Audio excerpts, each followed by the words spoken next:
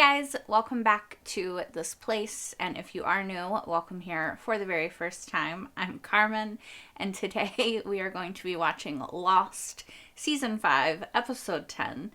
Also, this is River, and that's Loki, because I forgot to clarify, just in case you're new.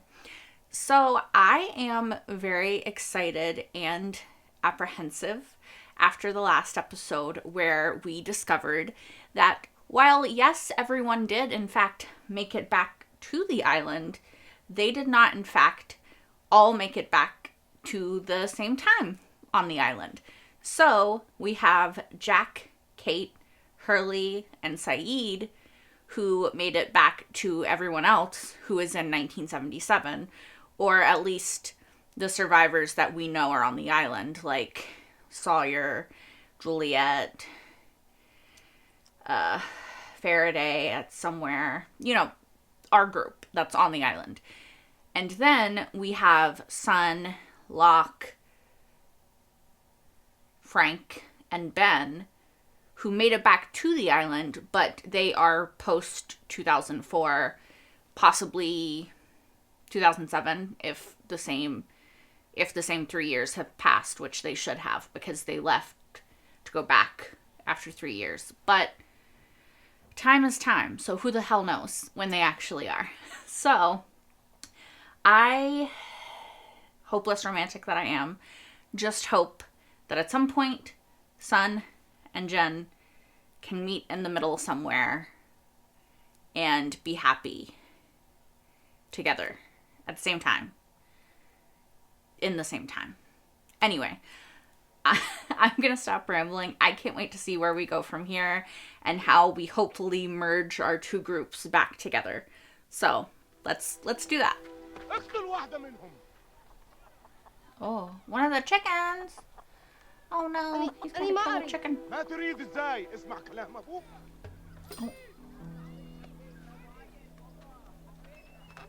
Is he going to help him?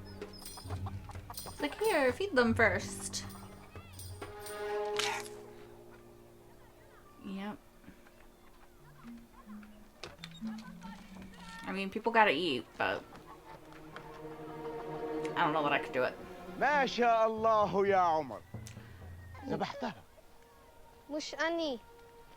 Oh, you should have just lied. الأقل واحد فيكم هيصير راجل. عفي عليك يا سعيد. I assumed. It's interesting, though, because this is the first time, to my recollection, that we've gotten a flashback of Sayid as a child. It's always been when he was in the Republic, right? Something like that. I read it twice. It's good. Thank you. What was it? A separate reality? Did Richard send you? Richard. He's your leader, right? Oh, because he thinks he's a hostile. 4 years ago, I ran away into the jungle and Richard found me. I said I wanted to leave. You have not aged a lot in 4 years, child. So I've been patient. Oh, because he thinks he can help him because he's working. And if you're patient too? With Richard. I think I can help you. It's interesting because Ben, child Ben, doesn't know who Sayid is, but Sayid knows who child Ben is. It was probably unnecessary to explain, but it's just an interesting dynamic.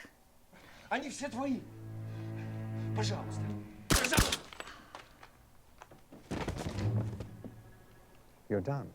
What do you mean I'm done? We're done. Okay. So that's it? There's no one else in Widmore's organization that we need to go after. Congratulations. Woodmore. Mission accomplished. You're free, Sayid.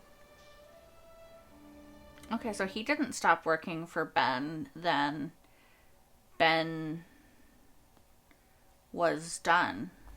Are you having some kind of problem with your people? Because either you're in some kind of disagreement, which makes me want to help you, or you're a spy trying to infiltrate us. So which is it? But if he was a spy, wouldn't he just lie and say that he was in a disagreement so that he could infiltrate? Okay. You just gave him a perfect excuse if he was a spy. It's over, isn't it? What's over? This. Us. No. Buying house. All of it. No. I refuse to accept that. Y'all are my love story. I actually thought they'd come back. I got this under control. Y'all deserve to be happy. Please don't ruin it for yourselves. Damn. I'm just gonna have Oldham do his thing on him. A psychopath? No way. What choice do I have? We always have a choice. Just let me have a go at him alone. Be my guest, but I'm telling you, man, he is not gonna talk. Oh, he'll talk to me. Take your lunch, Phil. You going back there alone? Yep. Take your lunch, Phil. Yes, sir. Go to lunch. Go away. I'm sorry, Sayid.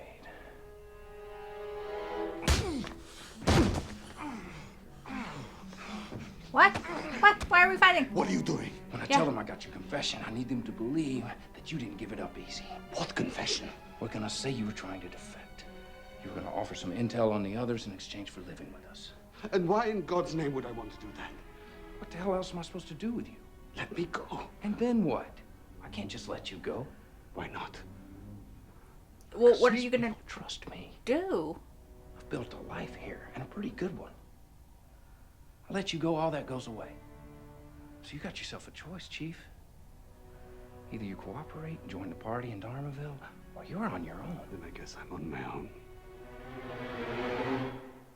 Okay, but what is the plan? Because you out there by yourself, the others are still out there, and they don't know that, like, who you are. Sorry, didn't tell you anything. Why would Juliet? Why wouldn't she? Because they're together. What do you mean they're together? Together. They live together, like not as roommates. You know, together like you guys were. Okay. I thought it was kind of obvious. I mean, who couldn't see that coming? Hurley. I'm with Hurley. Did you know? Yeah, he knew. Yeah. I'd be like, didn't think you'd care. There he is, the dad. Brutes from The Pretender. The hair is crazy. That's What the hell are you doing here? I was bringing you a sandwich.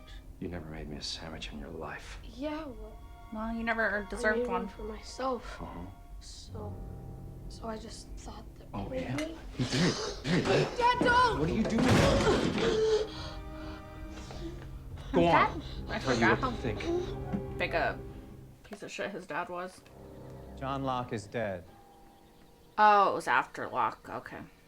I think he was murdered. Yeah, he was Why by would you. anyone kill him?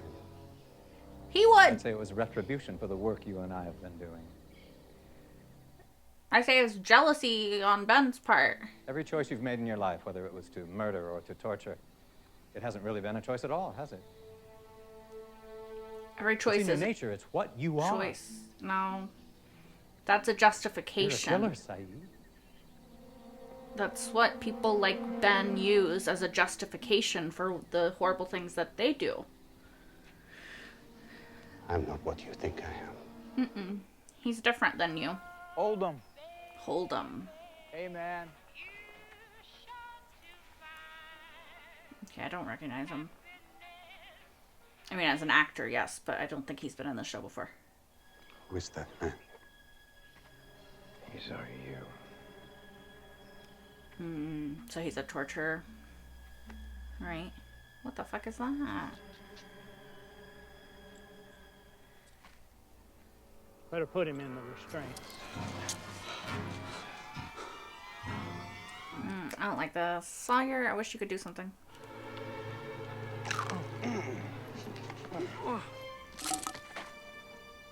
Whether you're struggling or not, one thing's for sure, friend. Don't call me friend. You will tell us the truth. Okay, but if he actually does, then isn't Sawyer and everybody fucked, so... Don't you look sad?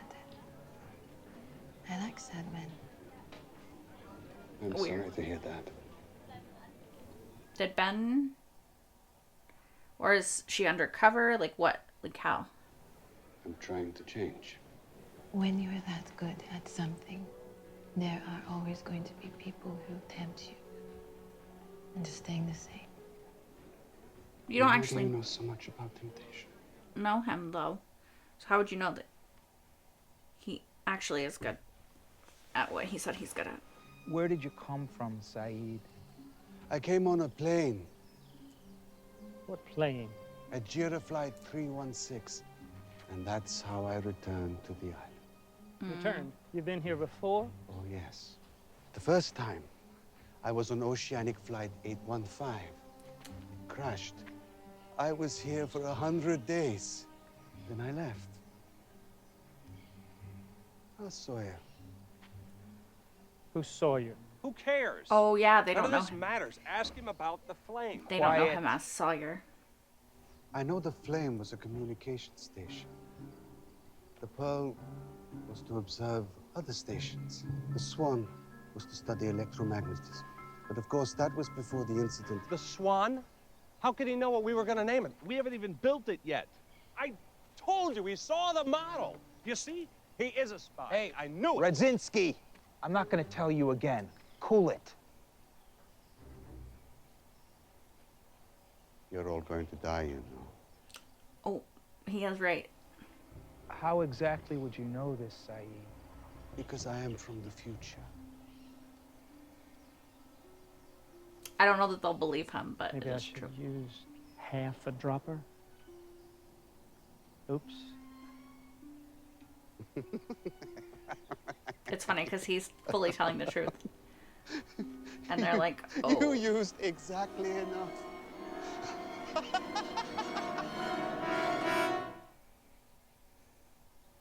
Jack told you about us.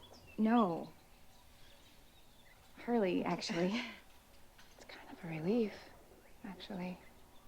I wasn't quite sure how to do it without it sounding like I was telling you to stay away. It's fine. You can tell her to stay away. I would. What do we do with him? We kill him. Let's not try to threaten people's Hold on a lives. second. We're not killing anyone, right? You violated the truce. What do you think they would do if they caught one of us? Since when did Doesn't we start matter. acting like them? Yeah. We're civilized. Yes, we are. Horace, I just need more time. No, you had your chance. Fuck you. I hate that guy. Radzinski. Horace, you've got to call for a vote. Can't sleep with one eye open. We have a baby now. We have to murder people because I can't sleep. How are we going to feel safe with this man around? How are you going to raise your I don't know what kid he's up to. with morals if you murder people indiscriminately? We have no choice. You do have a choice. I'm so tired of people saying we don't have a choice. You have a choice. You're making a choice. All in favor of Radzinski's solution, raise your hand. Of course fucking Rosinski is. I kind of feel less bad about y'all all getting fucking murdered. I would really like to say it's unanimous. Cool. Don't do it, Sawyer. Sawyer. That's fucked up. Is she, like a spy, or is she just... Is there just a coincidence that she's later arresting him? Is she just pretending to arrest him? Oh, okay. No. You so much as flinch and you're dead. Girl, you let it go pretty fucking far. Who hired you? Ben. The family of Peter Evelina. Oh. The man you killed in cold blood last year on a golf course in the Seychelles. Oh. You're a bounty hunter. Doesn't matter what I am. You're going to answer for what you've done. They just took a vote. Even a new mom wants you dead. I'm going to stay here, James. No. This morning you were begging me to let you go. Why would you change Because when I woke up in the jungle, I felt there was no purpose to it. But now I know exactly why I'm here. To Why? get shot? right? No. We're not letting Sawyer, or we're not letting Sayid die. We're not. I'm not. I'll come into this fucking show and fight him myself to make sure. Why'd y'all come back? I don't know why everyone else came back. I just know why I did. Okay, and? Because you lost Aaron, right? What? What the hell? 3 years, no burning buses. Y'all back for 1 day. Get on that hose. I think Ben did this. Little Ben. What happened to your glasses? My dad. My father was a hard man as well. That's a word for it. Will you take me with you? I don't know what Sayid's gonna try to do. That's why I'm here.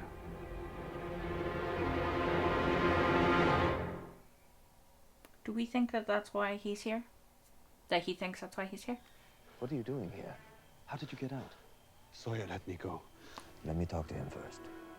Technically, Ben released you. This is Jin here. Come in.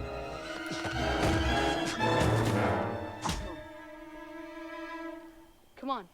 We better go. He called the floor. Is he gonna try to kill little Ben? I think he might see this as like You were right about me. the lesser What? of two evils. I am a killer.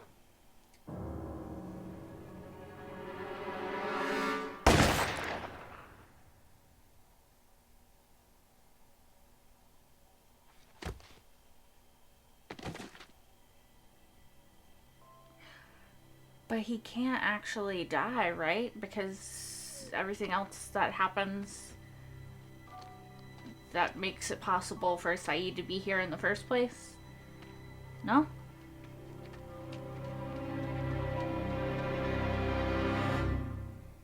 I think he's somehow not gonna die. Jen's gonna wake up. He's gonna save him. That's what's gonna happen. I feel like that's what's gonna happen. Okay, so that's the end. So this was a really interesting episode. I love a Sayid-centric episode. It was really cool to get to see Sayid as a child. It's interesting because I think that the way that the show frames Sayid versus the way that Sayid frames Sayid is a very interesting difference, right? Because even in the beginning, Sayid, like, for this episode, Sayid's takeaway is, like, I am a killer. However, and he sort of, like, seems to frame himself that way, as in, like, irredeemable. However, every choice that we've seen Sayid make, starting at the very beginning of this episode, which I believe is the earliest we've seen Sayid in the timeline since he was a child, what he's choosing to do, the kills that he does, is always in service of other people or something beyond himself. Maybe not always, but usually, right? Like, even in the beginning when he decides to kill the chicken for his brother, like, I'm not really sure what the relation is, but when he decides to kill the chicken, it's to protect the other kid from having to do it, because that kid isn't capable of doing it. Sayid's like, I can do this, and thus take that burden off of you. When he's killing the people that Ben tells him to kill, as we see in this episode, not only is it an act of revenge for the woman he loved, but it's an act of protection for the people he left behind on the island. He's trying to protect them.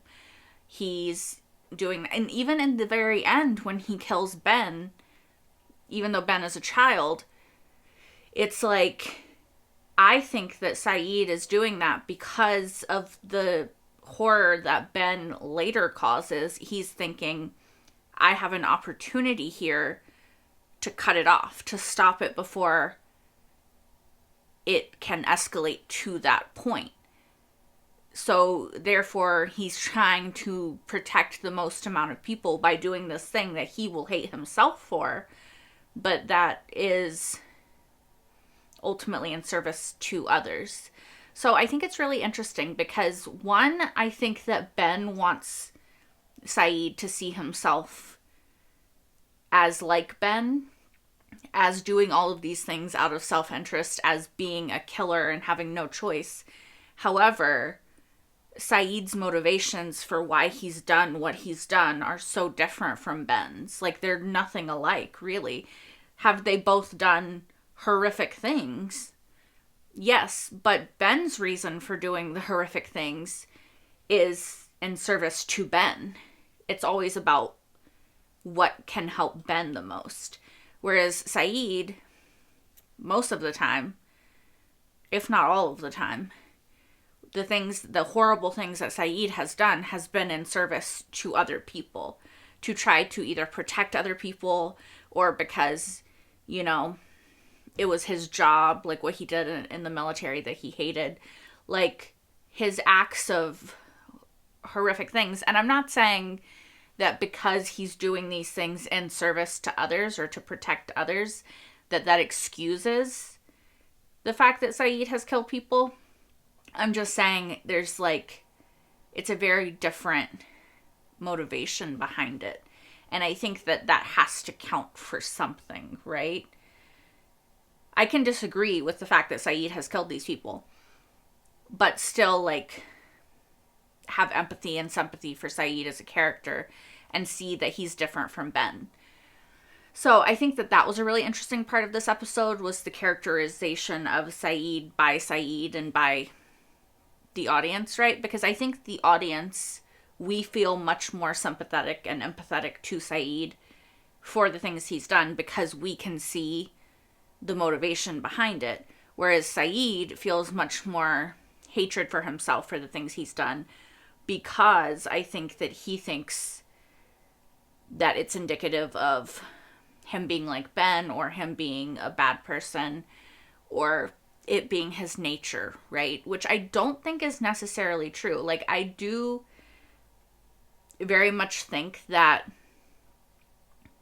all of us on this planet are capable of doing horrible things in service to the people that we love. Or maybe not in service to, but like to protect the people that we love, right? I think that it's easy to, even like sitting here watching this show, it's easy to be like, oh, I could never do that. But if my choice was do this horrible thing and this person that you love gets to live, I can't say that I wouldn't.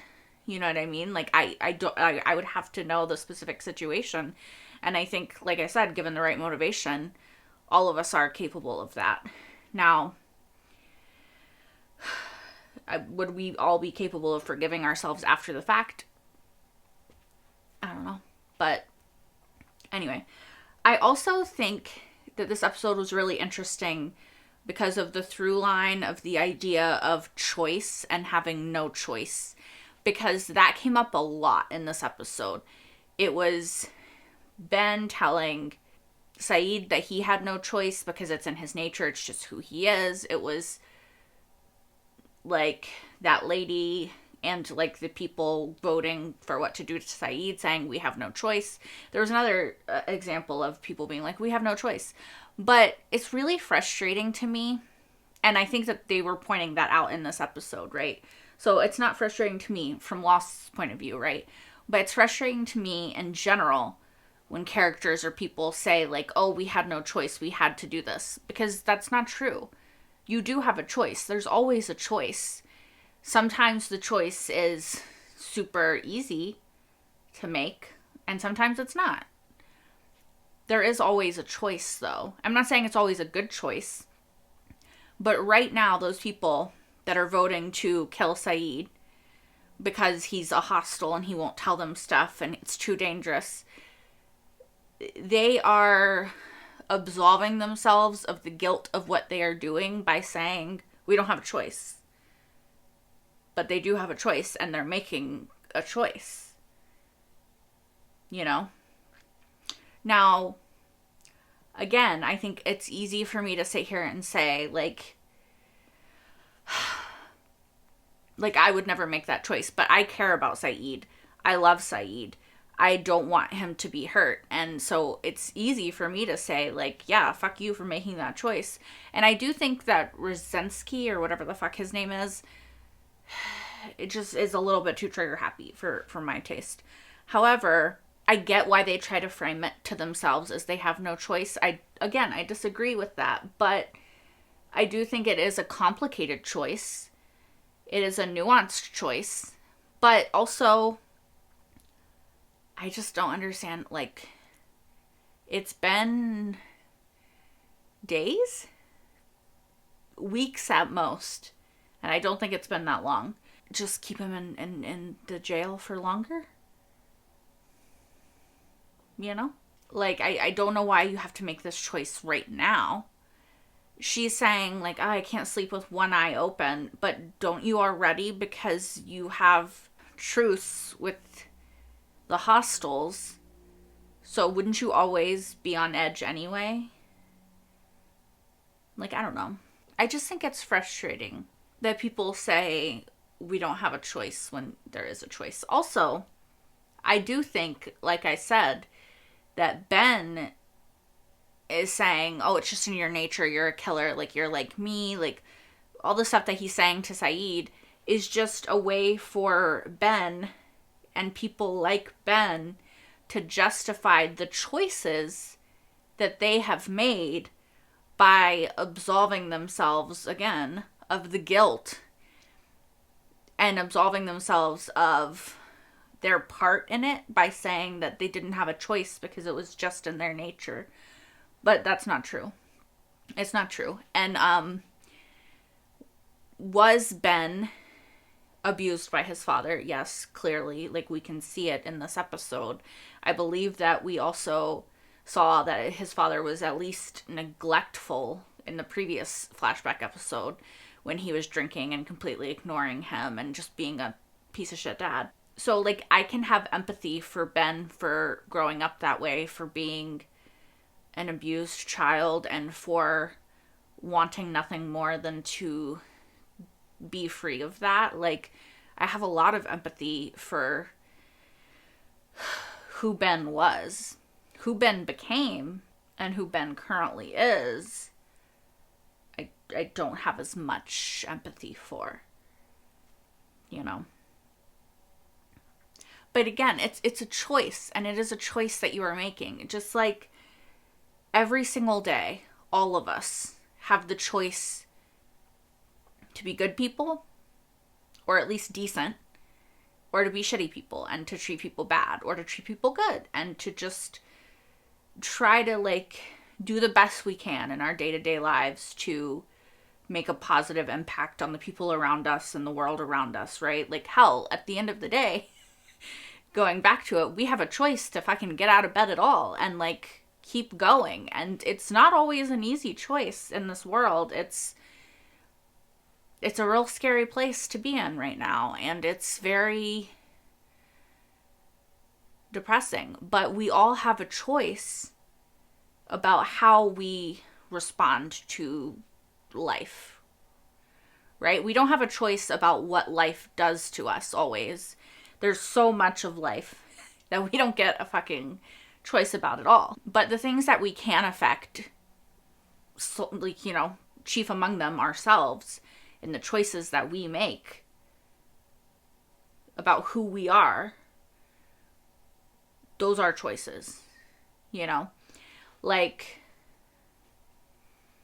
and I do think that it is a cop-out on Ben's part to be like, I don't have a choice, this is just who I am, you know? It's very much a cop-out. It's like, if you know people in your life who do shitty things, and then they say, like, oh, it's just who I am, like, you have to take me or leave me, like, it's just who I am, leave them, because that is a person who is not willing to take accountability for their choices, how their choices affected you, and, you know, grow and change. Anyway, I'm getting off topic, but Ben is very much the type of person that will not take any accountability for his part in anything. He'll take the credit. He'll take he'll manipulate, but he won't take accountability. Anyway, essentially, what I'm trying to say, you do have a choice.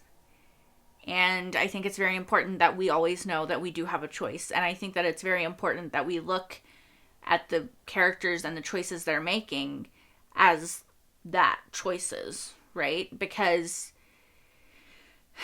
I'm not saying that they had a lot of great choices. I'm not saying that they won't regret their choices, but I do think that all of these characters, including the woman with little baby Ethan Plant, baby, who grows up to be fucking evil, maybe because he was raised in that sort of situation, you know, it is a choice. And like I said during the episode, I think that that could have been a moment to choose to show your kid, who's a baby, of course, so he doesn't know yet, but it's a choice to show them the moral way, you know, to approach life and to value life, and then what they chose to do. I just think, and I'm gonna get off this pedestal. No, not pedestal. High horse. Not really. Soapbox. I will get off this soapbox. That's what I was trying to say in a second. What I was going to say was, I do think that this would be a chance for them to sort of self-reflect and realize that all human life has value, right? So even if this person is a hostile, their life still has value. Also, since Richard, as far as we know in this timeline, is like the head of the hostiles, would you not go and seek out Richard to like ask, like, hey, why did one of your people break the truce? Or do they, because obviously the hostiles know where the Dharma Initiative is, so does the Dharma Initiative not know where the hostiles are? Like, do they not have like a predetermined meeting point in the event that somebody breaks the truce? Because I feel like that's a like a oversight if they don't, you know? Anyway, I'm just rambling at this point. I did really enjoy this episode. I worry about Sayid going forward and the toll this will take on his mental health. I do not believe that Ben is dead because, as far as I understand it, the timeline is fixed and they cannot affect the timeline. So Jen is going to take Ben. One of the doctors is going to save him. I think that's how it's going to go. Anyway, I am curious as to what the fallout is going to be, though.